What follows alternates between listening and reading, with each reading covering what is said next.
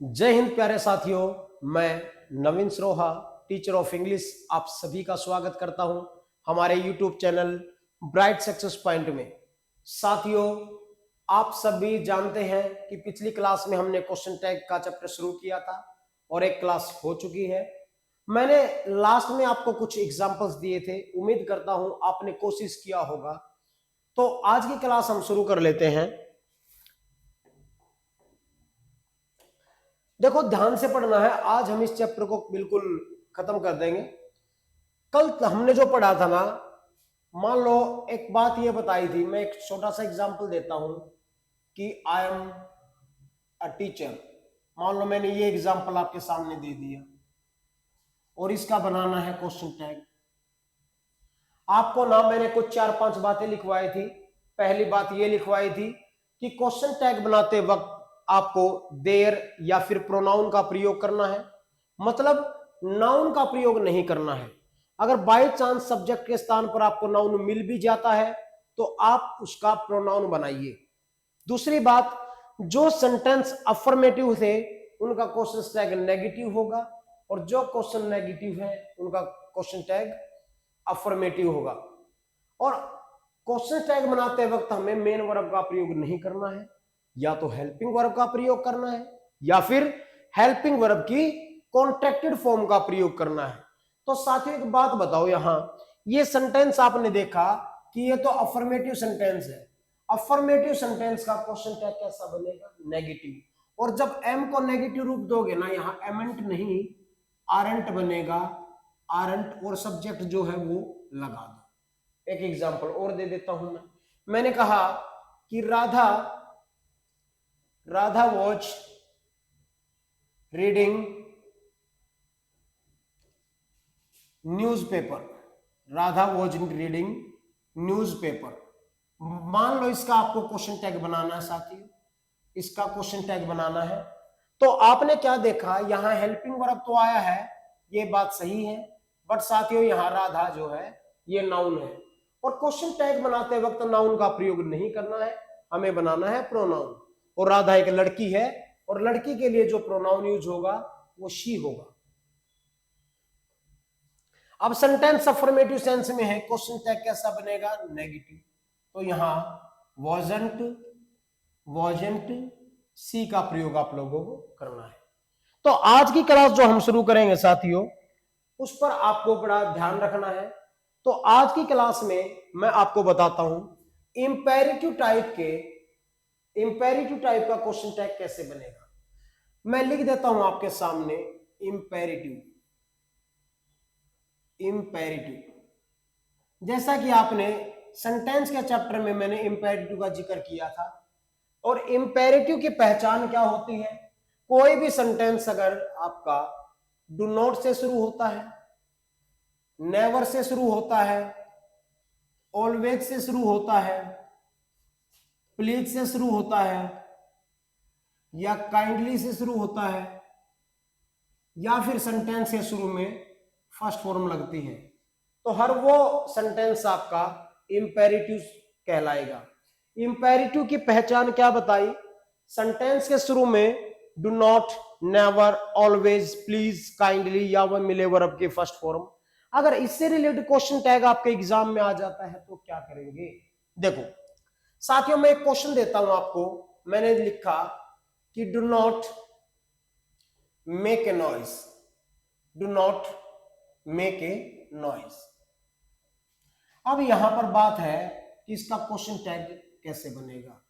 मैं आपको ऑप्शन दे रहा हूं। मैंने आपको ऑप्शन दिए, विल यू,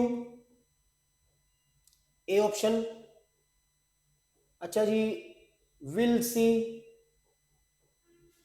या वॉन्ट यू, या फिर वॉन्ट सी। ये 4 ऑप्शन है आपके पास, ए, बी, सी एंड डी। कुछ नहीं करना, बस जो पॉइंट आपको बताए गए वो। एक बात बताओ, सेंटेंस के शुरू में आ गया डू नॉट, और ये नॉट आने से सेंटेंस कैसा हो गया? नेगेटिव। एक बात तो तय हो गई साथियों कि इसका जो क्वेश्चन टैग बनेगा ना वो अफर्मेटिव बनेगा। जो जो नेगेटिव है वे ऑप्शन आपके कट जाएंगे। सर हमारे दो ऑप्शन कट गए, एक ये कट गए। अब यहां विल यू लगेगा कि विल सी लगेगा? सर एक बात बताओ, हमें ये बात समझ में नहीं आई, यहां विल का प्रयोग क्यों किया गया है, या फिर यहां सब्जेक्ट हमें क्या लगाना है? तो मैं इसकी चर्चा आपको बिल्कुल डिटेल से बताता हूं। साथियों, जो इंपेरेटिव सेंटेंस होता है ना, यहां देखो इसका कॉन्सेप्ट सीखो। जो इंपेरेटिव सेंटेंस होता है ना, उसका जो सब्जेक्ट होता है ना, वो हाइड होता है, छुपा हुआ, और उस सब्जेक्ट का नाम होता है यू। यहां से आपके मन में क्वेश्चन आ सकता है कि सर आपने यू ही सब्जेक्ट क्यों लिया? एक बात बताओ मुझे, सुनो। पहली तो बात यह बता देता हूं मैं यू क्यों लिया। इंपेरेटिव को हिंदी में बोलते हैं आदेशवाचक। इस प्रकार के वाक्यों में या तो आपसे रिक्वेस्ट की जाती है, या आपको ऑर्डर दिया जाता है, या आपको एडवाइस दी जाती है। अच्छा एक बात बताओ, क्या आप स्वयं को ऑर्डर दे सकते हैं, स्वयं को रिक्वेस्ट कर सकते हैं? मैं तुम्हें कहता हूं कि हमें डेली एक्सरसाइज करनी चाहिए, यह आपको सलाह दी गई है। मैं तुम्हें ऑर्डर देता हूं कि क्लास में कोई बच्चा शोर ना करे, ये मैंने तुम्हें दिया है। मैं तुमसे प्रार्थना करता हूं, रिक्वेस्ट करता हूं कि कोई भी व्यक्ति ऐसा दिखाई दे जो असहाय है, उस व्यक्ति की सहायता करो। तो साथियों एक बात बताओ, मैंने तुम्हें कहा है, तुम किसी और को कह सकते हो। तो आपको एक बात ध्यान में रखना है, इंपेरेटिव सेंटेंस में चाहे आप ऑर्डर दो, रिक्वेस्ट करो, वो किसी दूसरे के लिए होता है, और दूसरे का मतलब होता है सेकंड पर्सन, और सेकंड पर्सन क्या होता है? यू। इसलिए इस प्रकार के सेंटेंस जो होंगे ना इंपेरेटिव टाइप के, वहां सब्जेक्ट हाइड होगा और उस सब्जेक्ट का नाम होगा यू। तो साथियों पहली तो बात यहां पर यू वाला राइट हो जाएगा। अब मन में क्वेश्चन आ गया, सर ठीक है चलो ये बात आपकी समझ में आ गई, लेकिन विल क्यों आया? चलो इस पर चर्चा कर लेते हैं। मान लो मैंने तुमसे रिक्वेस्ट की कि कोई भी असहाय व्यक्ति दिखाई दे तो आप उसकी सहायता कीजिए। मैंने ये बात अभी कही है प्रेजेंट में। इसका मतलब ये तो नहीं कि आप पास्ट में जा सकते हो, पास्ट में नहीं, मैंने अभी प्रेजेंट में कही है। तो आप मेरी बात को मानते हो तो आप उस बात को भविष्य में लागू करेंगे। अभी प्रेजेंट है, इससे आने वाली एक सेकंड भी आगे फ्यूचर को दर्शाती है। मैंने तुम्हें एडवाइस दी है कि डेली एक्सरसाइज करो। मैंने ये बात अभी कही है आपको। क्या अभी एक्सरसाइज पे लग जाओगे? नहीं, क्या पता कल सवेरे लगो तुम। और सवेरे क्या होगा? भविष्य। और भविष्य के लिए आपको पता है विल या शेल का प्रयोग होता है, विल या शेल का प्रयोग होता है। और जब आई और वी सब्जेक्ट होते हैं तो आप शेल लगाते हो, अदरवाइज आप सभी के साथ क्या लगाते हो? विल। तो आप एक बात बताइए, इंपेरेटिव सेंटेंस का सब्जेक्ट यू माना है तो यू के साथ विल लगेगा कि शेल लगेगा? सर विल लगेगा। तो आपका राइट आंसर क्या हुआ? ए। नहीं समझ में आया? चलो एक क्वेश्चन और कर लेते हैं। मैंने आपके सामने लिखा never never tell a lie, never tell a lie. अगर ये क्वेश्चन आपके एग्जाम में आ जाता है, मैं ऑप्शन दे दूं आपको, want you, shan't you,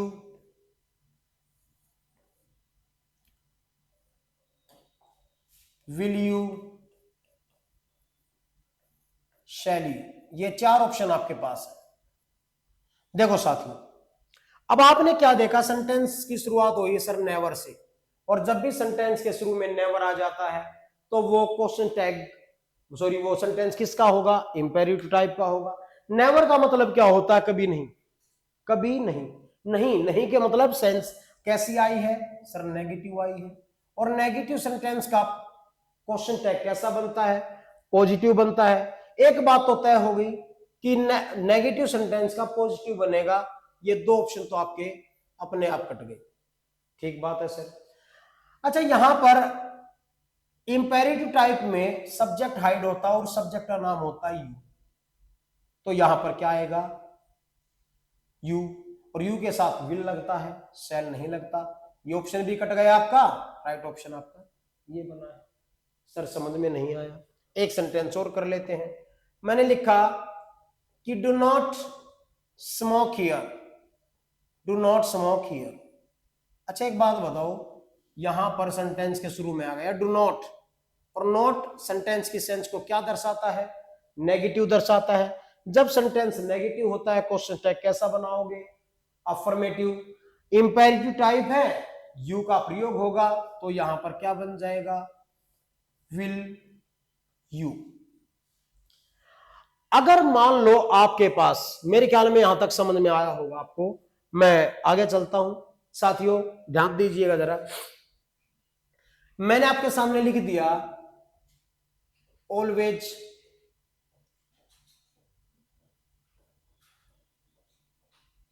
speak the truth, always speak the truth. अगर ये क्वेश्चन आपके एग्जाम में आ जाता है, मैं ऑप्शन दे रहा हूं आपको, want you, will you, shan't you,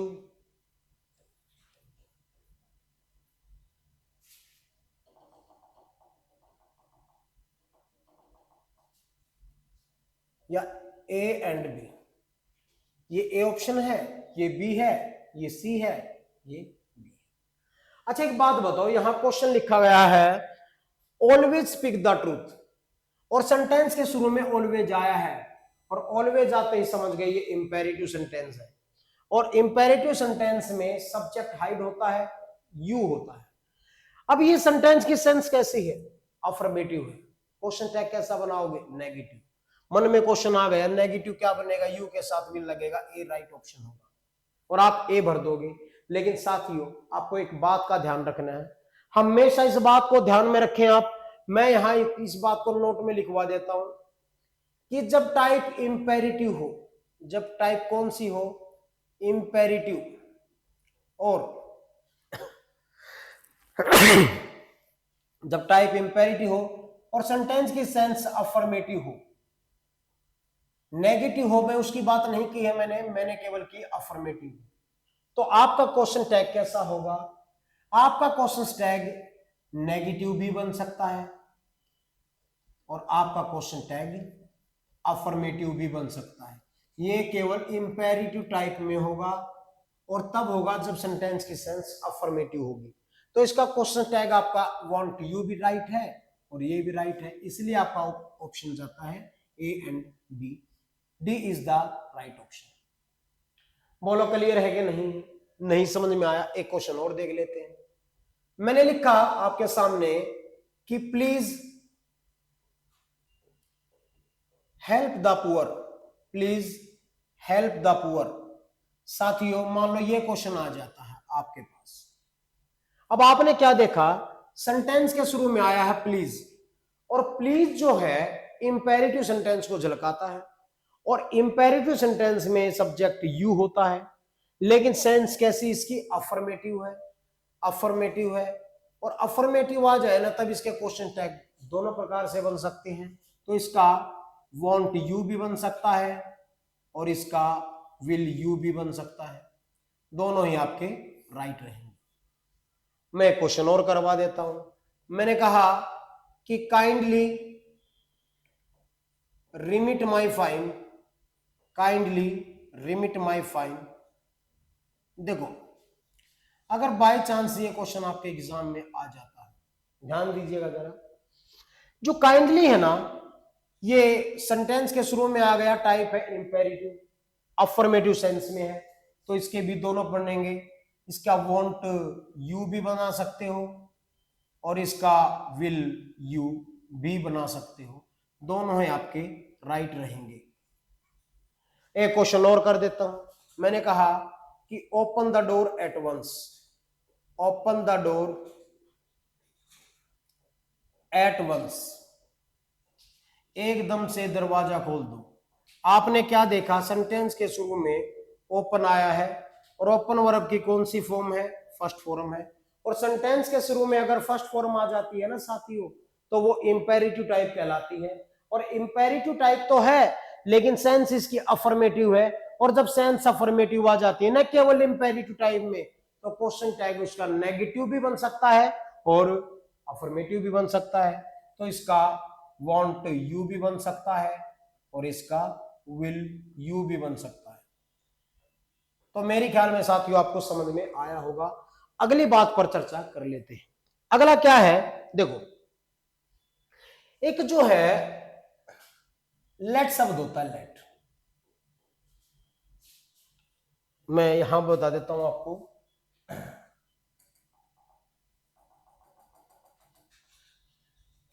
late है ना, जो लेट, लेट के बाद आपको अस मिलेगा या फिर लेट के बाद अपोस्ट्रोफी एस मिलेगा। और लेट के बाद जो अस आ जाता है ना, वहां पर क्या है, सजेशन की बात होती है। वहां पर क्या होता है, सजेशन की बात होती है। सजेशन मतलब सुझाव की बात होती है। अगर ऐसा क्वेश्चन आपके एग्जाम में आ जाए तो क्या करोगे। मैंने क्वेश्चन लिखा कि लेट अस डांस टुगेदर। अगर ये क्वेश्चन आ गया, दूसरा लिख दिया मैंने लेट्स प्ले विद मी। अगर ये क्वेश्चन लिख दिया तो आपको साथियों एक बात का ध्यान रखना है। देखो यहां पर लेटस वाला आ जाए ना, तो आपको इसका क्वेश्चन टैग क्या बनाना है, यहां पर इसका डायरेक्ट बना देना आपको शैल वी, शैल वी। अब आपके मन में क्वेश्चन आ गया कि सर ये तो सेंटेंस अफर्मेटिव में है तो क्वेश्चन टैग नेगेटिव होना चाहिए।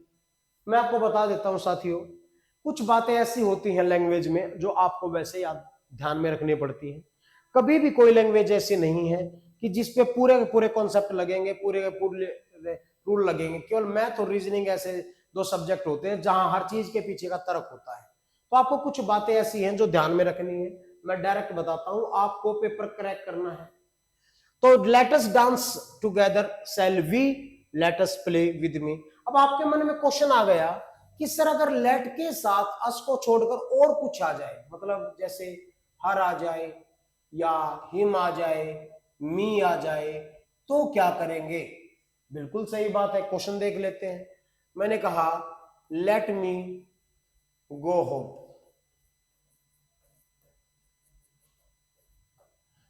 मैंने लिख दिया let her Singh a song. जब कभी भी लेट के बाद अस आ जाता है तो सेल वी, लेकिन लेट के बाद और ही कोई वर्ड आ जाता है जैसे मी आ गया, हर आ गया। बाकी एक बात ध्यान में रखनी है, लेट के बाद हमेशा ऑब्जेक्टिव केस ही आता है। लेट के बाद कौन सा केस आता है साथियों, ऑब्जेक्टिव केस आता है। और ऑब्जेक्टिव केस आता है ना, तो यहां पर लेट के बाद और कुछ मिले तो आप उसका क्वेश्चन टैग विल यू बनाइए। क्या बनाइए, विल यू बनाइए।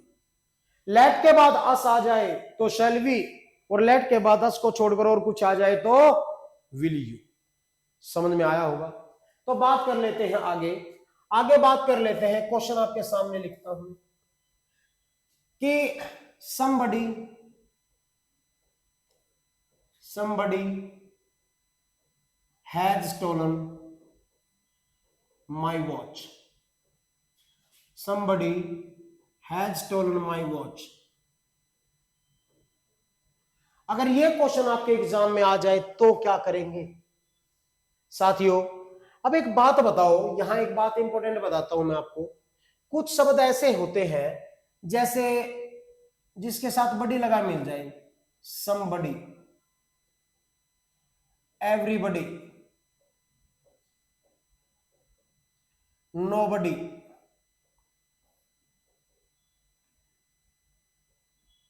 anybody, या फिर someone, everyone, no one, anyone. वैसे तो साथियों ये सिंगुलर होते हैं, वैसे तो सिंगुलर होते हैं और इनके साथ आने वाली वर्ब भी कैसी होगी, सिंगुलर। लेकिन अगर इनका प्रयोग नोट में लिख लो ये बात, क्वेश्चन टैग में होता है, अगर इनका प्रयोग क्वेश्चन टैग में होता है तो इनके स्थान पर आप दे समझेंगे। इनके स्थान पर क्या समझेंगे, दे। पहली तो बात, ये सेंटेंस को देखो, यहां से यहां तक ये अफर्मेटिव है, ये एक बात तो तय हो गई, इसका क्वेश्चन टैग कैसा बनेगा, नेगेटिव। तो साथियों somebody आया है ना, तो आपको somebody का प्रयोग नहीं करना है, somebody का प्रयोग नहीं करना है, इसके स्थान पर आप क्या समझेंगे, दे। अब दे का मतलब तो होता है वे, और दे के साथ तो आने वाली वर्ब कैसी होगी, प्लूरल होगी। आपको यहां हैज नहीं लगाना है, जो सब्जेक्ट होता है वर्ब ऐसी ही लगाओगे। अब सब्जेक्ट तो प्लूरल है तो वर्ब भी प्लूरल लगाओगे। तो साथियों यहां पर क्या लगाओगे, हैवेंट दे, आपका क्वेश्चन राइट हो जाएगा, हैवेंट दे। मैं क्वेश्चन और लिख देता हूं, मैंने लिखा कि नोबडी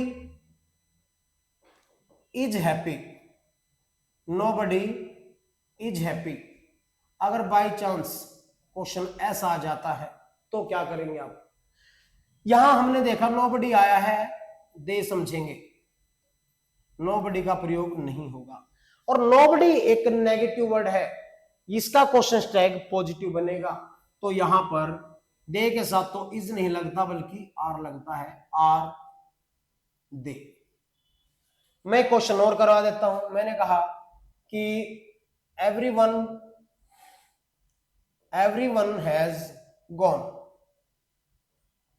everyone has gone। आपने क्या देखा, यहां everyone आया है साथी, everyone नहीं समझेंगे, दे समझेंगे। और दे के साथ हैज नहीं, हैव आता है, सेंटेंस अफर्मेटिव है, क्वेश्चन टैग नेगेटिव बनेगा, तो क्या बनाया यहां पर, हैवेंट दे। उम्मीद करता हूं आपको समझ में भी आ रहा होगा। तो आगे चलते हैं साथियों। देखो आगे क्या है कि एक थिंग शब्द होता है, जैसे something, something,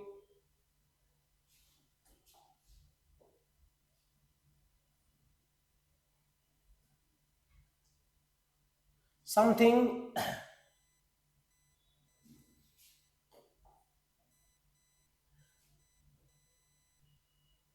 everything,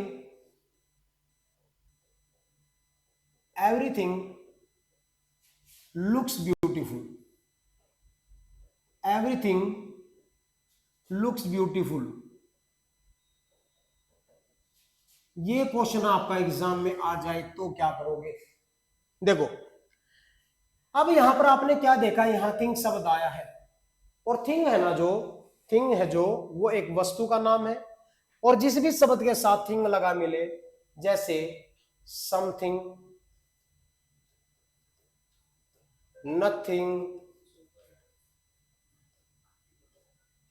everything, anything, जिसके साथ भी थिंग लगा मिलता है ना, तो उसकी बजाय आप इट प्रोनाउन का प्रयोग करेंगे, इट प्रोनाउन का प्रयोग करेंगे। पहली तो बात ये है। दूसरी बात ये है कि जो लुक्स है ना, ये सिंपल प्रेजेंट टेंस है।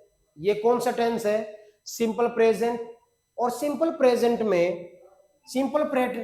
में आपको पता है डू और डज का प्रयोग होता है, और इट के साथ लगने वाला क्या होगा, इट होगा, मतलब डज के साथ लगने वाला इट होगा। तो यहां पर क्या बनेगा क्वेश्चन टैग, इसका क्वेश्चन टैग बनेगा डजंट इट, डजंट इट। नहीं समझ में आया है तो मैं आपको एक क्वेश्चन और दे देता हूं। मैंने कहा कि nothing is wrong, nothing is wrong. अगर ये क्वेश्चन आपके एग्जाम में आ जाता है तो क्या करेंगे, आपने क्या देखा साथियों, नथिंग आया है, पहली तो बात सेंटेंस नेगेटिव है क्योंकि नथिंग है, नेगेटिव वर्ड है, नथिंग का प्रयोग नहीं करना है, इट का प्रयोग करना है। और यहां पर आप इज की बजाय क्या लगा देंगे, हाँ इज इट, इज इट। तो मेरे ख्याल में आपको समझ में आया होगा। तो मैं आपके सामने अगला पॉइंट रखता हूं, एक सेंटेंस आपके सामने लिख रहा हूं साथियों, अगली टाइप का है, this is my pen, this is my pen, that is your shirt. अगर ये क्वेश्चन आपके एग्जाम में आ जाता है, दिस इज माई सिस्टर, या फिर दैट इज माई ब्रदर। अगर साथियों ये क्वेश्चन आपके एग्जाम में आ जाते हैं तो फिर क्या करेंगे, मैं आपको बता देता हूं। ये दोनों शब्द आपको ध्यान में रखने हैं, दिस और दैट, दिस और दैट। ये नॉन लिविंग के लिए भी यूज होते हैं और लिविंग के लिए भी, यानी सजीव के लिए भी प्रयोग होते हैं और निर्जीव के लिए भी। अगर दिस के बाद नॉन लिविंग आ जाता है थिंग्स, अगर दिस के बाद नॉन लिविंग थिंग्स आ जाता है, नॉन लिविंग निर्जीव चीज आ जाती है, तो आप क्वेश्चन टैग बनाते वक्त इट का प्रयोग करेंगे। ऐसे ही दैट के बाद नॉन लिविंग आ जाती है, नॉन लिविंग, तो आप किसका प्रयोग करेंगे, इट का प्रयोग करेंगे। देखो दिस इज माई पेन, अब यहां दिस आया है साथियों और दिस के बाद आया है पेन, और पेन एक निर्जीव चीज है, तो आप क्वेश्चन टैग बनाते वक्त क्या करेंगे, अफर्मेटिव है, इजंट इट का प्रयोग करेंगे। वैसे ही that is your shirt, that के बाद में शर्ट आया है और शर्ट एक नॉन लिविंग थिंग्स है। नॉन लिविंग थिंग्स को आप क्या समझेंगे, अभी यहां पर इजंट इट का प्रयोग करेंगे। लेकिन साथियों दिस या दैट के बाद में, दिस या दैट के बाद में अगर कोई लिविंग चीज आ जाती है, कोई इंसान का जिक्र है, तो उसके लिए ही या फिर सी का प्रयोग आपको करना है। अब एक बात बताओ, दिस इज माई सिस्टर, ये मेरी बहन है, तो अब जो सिस्टर है ना, वो जो सिस्टर है वो लिविंग है, सजीव है, तो अब आप सिस्टर के लिए शी का प्रयोग करेंगे। ये क्या बन गया फिर, isn't she. That is my brother, तो यहां पर दैट आया है, दैट के बाद ब्रदर आया है, और ब्रदर क्या है, एक इंसान है, और इंसान के लिए ही या सी का प्रयोग करते हैं, तो ये क्या बनेगा, इजंट ही। तो दिस और दैट के बाद जब भी निर्जीव चीज आ जाती है तो आपको क्वेश्चन टैग बनाते वक्त इट का प्रयोग करना है, और दिस या दैट के बाद साथियों अगर कोई लिविंग चीज आ जाती है तो वहां पर आपको ही या सी का प्रयोग करना है। उम्मीद करता हूं आपको समझ में आ रहे होंगे। अच्छा एक क्वेश्चन साथियों है, एक बार पेपर में आया था कि one should do once duty. By chance ये क्वेश्चन आपके एग्जाम में आ जाए तो क्या करोगे। तो मैंने आपको जब शुरुआत में बताया था कि प्रोनाउन का प्रयोग होता है तो ये वन का भी प्रयोग करेंगे आप, वन भी प्रोनाउन होता है। सेंटेंस अफर्मेटिव है, क्वेश्चन स्टैक कैसा बनेगा, नेगेटिव, तो यहां पर क्या बनेगा, शुडंट वन। बोलो समझ में आया है कि नहीं आया है। बस आखिरी टाइप इसकी बचती है साथियों, उसके बाद कल की क्लास में फिर हम इसका टेस्ट करेंगे। तो यहां पर अगली बात कर लेते हैं, अगर क्वेश्चन में ऐसा आ जाए आपके पास, नीदर ऑफ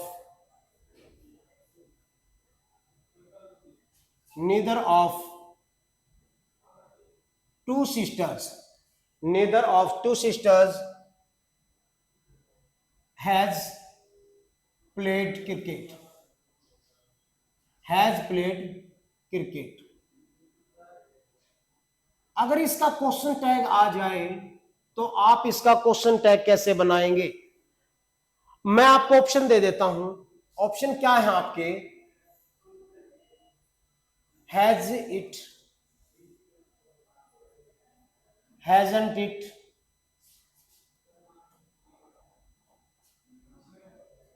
हैजंट। भाई आवाज ना करो रे कार्तिक, आवाज ना करे, अर्तिक आवाज आवे। हैजंट इट, या फिर मैं लिख दूं यहां पर हैव दे या हैवेंट दे। अगर ये क्वेश्चन आपके एग्जाम में आ जाता है तो साथियों इसको समझने की जरूरत है। इसको समझने की जरूरत है क्या? मैं आपको कुछ पॉइंट बताता हूं। अगर सेंटेंस के शुरू में आ जाए इधर one, anyone, neither, none, each, और इनके बाद में उफ दिया मिले, तो यहां इसके बाद में जो नाउन मिलेगा या प्रोनाउन मिलेगा ये प्लूरल फॉर्म में मिलेंगे। प्लूरल मतलब बहुवचन। तो इसके साथ जो वर्ब लगेगी ना, वर्ब लगेगी वो सिंगुलर लगेगी भाई। क्या लगेगी? सिंगुलर। इतनी बात देखो, पहले आपने देखा नीदर दिया है सर, ऑफ दिया है, यहां टू सिस्टर्स, दो बहनें, प्लूरल है ना। वर्ब कैसी लगी है? सिंगुलर। तो इसका क्वेश्चन टैग बनाने का तरीका मैं आपको बताता हूं। क्या करेंगे आप? इस ऑफ के बाद में ना, ऑफ के पहले जितना भी दिया उसको छुपा लो। ठीक है, छुपा लेते हैं। अच्छा, यहां पर जो प्लूरल नाउन या प्रोनाउन दिया है ना, उसकी जगह पर आप दे का प्रयोग करो। किसका प्रयोग करो? दे का। क्योंकि यहां टू सिस्टर है, एक सिस्टर होती तो सी लगा देते, लेकिन अब तो ज्यादा है, दो है, ही का प्लूरल दे होता है। ठीक बात है। अब आपको यह पता लगा, सेंटेंस को पढ़ो कि यह सेंटेंस अफर्मेटिव है या negative. Neither of two sisters has played cricket. आपने क्या देखा? नीदर आया है सर। नीदर और नन खुद में नेगेटिव वर्ड होते हैं। खुद में क्या होते हैं? नेगेटिव। तो ये नेगेटिव वर्ड है, क्वेश्चन टैग पॉजिटिव बनेगा। तो इसका जो नेगेटिव बना रखे हैं उनको आप कट कर दीजिए, हैज इट या हैव दे। तो साथियों यहां पर आप टू सिस्टर की बजाय दे समझोगे, और दे के साथ आपको पता है जो वर्ब आती है वो प्लूरल आती है। दे के साथ हैज नहीं लगाना है, हैव लगाना है। तो आपका राइट आंसर क्या बना? हैव दे बना। आपको समझ में नहीं आया होगा, मैं एक क्वेश्चन और करवा देता हूं। मैंने लिखा कि either of them was teaching English. अगर साथियों ऐसा क्वेश्चन आपके एग्जाम में आ जाता है तो क्या करेंगे? देखो, ये जो देम दिया है ना, ये पहले तो आप इसको सब्जेक्टिव रूप बना दो, दे। ऑफ से पहले छुपा लो। और आपने देखा सेंटेंस अफर्मेटिव सेंस में है, तो इसका क्वेश्चन टैग कैसा बनेगा? इसका क्वेश्चन टैग बनेगा नेगेटिव। तो यहां पर वॉजंट, यहां पर वॉजंट दे का प्रयोग आप लोगों को करना है। तो साथियों यह था आपका चैप्टर क्वेश्चन टैग का। उम्मीद करता हूं जिस बच्चे ने दोनों क्लास देखी होंगी, अगर एक बार देखने से ना समझ में आए तो आप दोबारा देख लीजिए, और जिसने चैनल को सब्सक्राइब नहीं किया है वो चैनल को सब्सक्राइब कीजिए, वो चैनल को कर लो सब्सक्राइब। और आप ऑफलाइन तैयारी करना चाहते हैं तो स्पेशल आप लोगों के लिए बैच बना रखे हैं, ये हमारा कॉन्टेक्ट नंबर है। और आप सभी को आने वाले दिवाली के त्योहार की ढेर ढेर सारी शुभकामनाएं। हंसते रहिए, मुस्कुराते रहिए और हंसी हंसी आप त्योहार को मनाइए। साथियों, मिलते हैं कल की क्लास में। हम क्वेश्चन टैग का टेस्ट करेंगे। जय हिंद, जय भारत।